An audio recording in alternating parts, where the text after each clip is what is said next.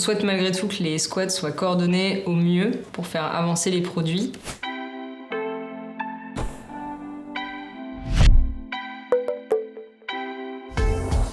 Bonjour à tous, je suis Maxime Rissonneau, je suis product owner chez Nickel sur l'espace client et trainer chez OnTrain qui met en relation des entreprises et des trainers comme moi pour vous faire monter en compétences sur le digital. Aujourd'hui, je vais vous parler du delivery et comment est-ce qu'au quotidien on améliore notre produit grâce aux différents rituels agiles et pour répondre aux besoins de notre client.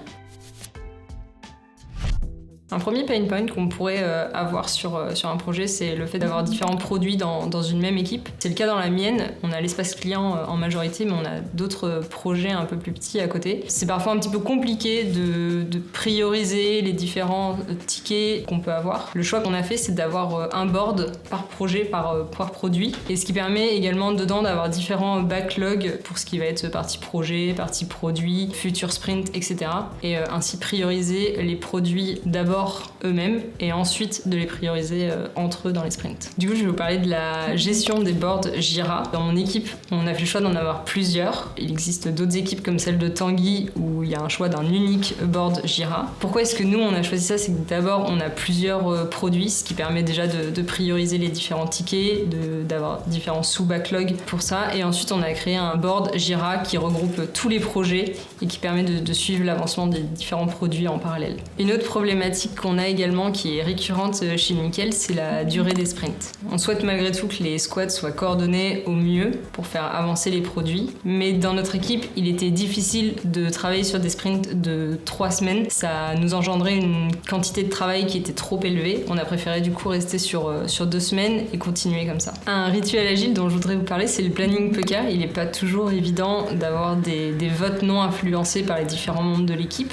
Pour éviter cela, on utilise Planit qui nous permet de rentrer les différentes US qu'on va avoir dans notre sprint et ensuite les développeurs vont pouvoir choisir leur vote à leur rythme pendant les explications ou une fois qu'elles sont finies. Et une fois que toutes les estimations ont été données par les différents membres, elles sont automatiquement révélées, ce qui permet du coup de vraiment avoir aucune influence et des votes beaucoup plus précis sur la quantité de travail.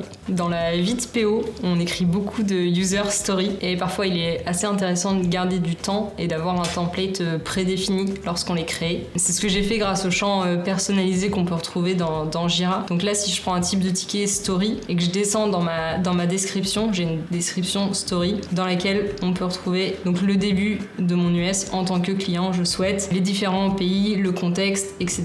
Donc avec la mise en forme que je souhaite, des petits tips d'accessibilité pour éviter de les oublier et mes cas d'acceptance pour finir. Ça me permet qu'elles soient toutes normées et c'est plus simple pour les équipes de travailler dessus. Un autre point dont je voudrais vous parler, c'est les tests. Aujourd'hui, on les fait grâce à un outil qui s'appelle X-Ray qui est connecté directement sur Jira qui nous permet de créer des tickets de tests. Je souhaite être impliquée dans le processus. Je trouve ça important de savoir comment est-ce que l'outil peut être testé aux limites et comprendre tout ce qu'on pourrait faire avec et ce qu'on va pousser en production. C'est assez important, je trouve, de maîtriser son produit. Et pour être sûr que du coup ces tests soient complets, je fais différentes revues avec notre testeur. Donc c'est des revues de couverture pour être sûr que la fonctionnalité soit bien couverte entièrement par les tests. Ensuite, il va y avoir une revue avec un autre binôme pour avoir un binôme testeur, pour avoir une vue extérieure. Et pour finir, une revue PO vraiment du ticket, de ce qu'il comprend et pour être sûr que la fonctionnalité soit bien comprise et bien testée.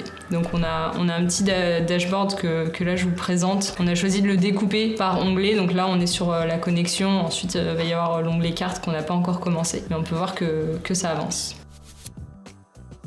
Je m'appelle Tanguy Chavrol, je suis product owner chez Nickel depuis plus de 3 ans maintenant et moi je suis responsable des parcours de souscription client. Donc c'est le parcours en front pour les prospects qui veulent devenir clients Nickel et puis ce sont aussi tous les outils à disposition du back-office pour modérer les dossiers, s'assurer de l'authenticité des dossiers de nos clients. Et moi j'ai une vision qui est un peu différente de Maxime sur certains points sur la gestion du delivery, donc je vais vous en parler. En termes de gestion de board, moi je fonctionne plutôt avec un board unique qui permet une priorisation unique. Alors j'ai plusieurs applicatifs, j'ai vraiment donc, le parcours parcours de souscription, la création de compte bancaire qui est un applicatif à part entière, et puis le BO de modération. La raison pour laquelle je les sépare pas dans différents boards, c'est qu'ils ont un back-end qui est commun, et du coup ce serait trop compliqué pour moi de séparer les tickets et de faire une gestion sur ces 3 boards différents, sachant qu'ils sont tous liés entre eux. Donc on fait uniquement une gestion avec un backlog unique et un board unique. Donc là vous pouvez voir à l'écran, nous notre nom de sprint c'est les personnages de Kaamelott, parce qu'on est assez fan, et on a un board unique pour tous les tickets. Sur les cycles de sprint, on a eu plusieurs temporalités différentes pour 2 raisons. La première, c'est qu'une équipe, ça vit avec des membres qui la rejoignent, des membres qui la quittent. Donc comme c'est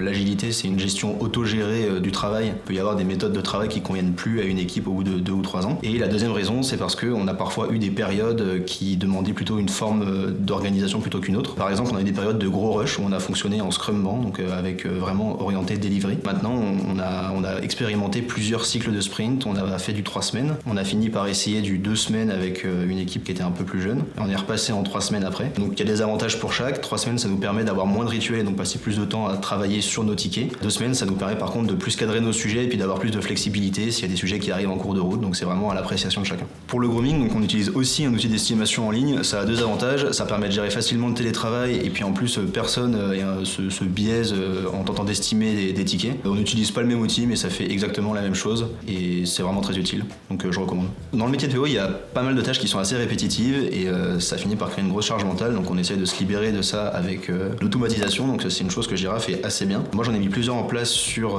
mon board. La première qui est vraiment toute bête et qui coûte pas grand chose, c'est de valoriser automatiquement les tickets lorsqu'on les crée.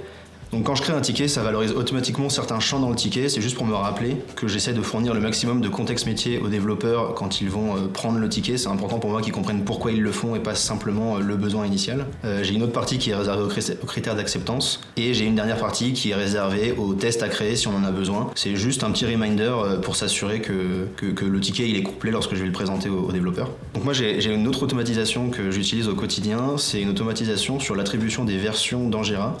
Lorsqu'on a une US qui a été terminée et testée, elle passe ensuite en environnement de staging pour des tests de non-régression. Et à ce moment-là, on a une automatisation qui lui assigne directement la prochaine version qui va être mise en production. Ça permet de nous assurer qu'aucune US n'est oubliée dans les livraisons. Et c'est quelque chose qui est fait très simplement dans Jira avec certains tags pour filtrer, s'assurer qu'on attribue les bonnes versions au bon ticket. Mais sinon, il n'y a vraiment rien de bien compliqué et ça sauve énormément de temps et surtout, ça évite beaucoup d'erreurs. Contrairement à Maxime, je suis moins impliqué dans l'activité de recette. Dans notre équipe, on a vraiment un testeur et un automaticien qui font partie de l'équipe et qui échangent avec les développeurs. Et j'estime que mon rôle, c'est d'être garant de la qualité du produit, donc s'assurer que déjà ces personnes ont les moyens de travailler. Et puis surtout, moi, mon rôle, c'est de tamponner ensuite que les activités de test ont bien été réalisées. Moi, j'ai pas l'expertise pour faire des tests et tester les cas aux limites comme ils le font. Je suis un peu plus loin de ces activités-là. Du coup, vous voyez qu'on n'a pas les mêmes manières de fonctionner, que même au sein d'une même équipe, au sein d'une même société. Et c'est aussi ça l'agilité, c'est quelque chose qu'on co-construit avec l'équipe de développeurs, avec nos clients internes. Donc on va pas rencontrer les mêmes problèmes que les autres équipes, il va falloir qu'on trouve des solutions qui sont adaptées à notre situation. Donc n'hésitez surtout pas à tester des formes d'organisation, et puis ça marche pas, au moins on saura que ça marche pas. C'est une méthode itérative comme le cycle de développement qu'on essaie d'appliquer.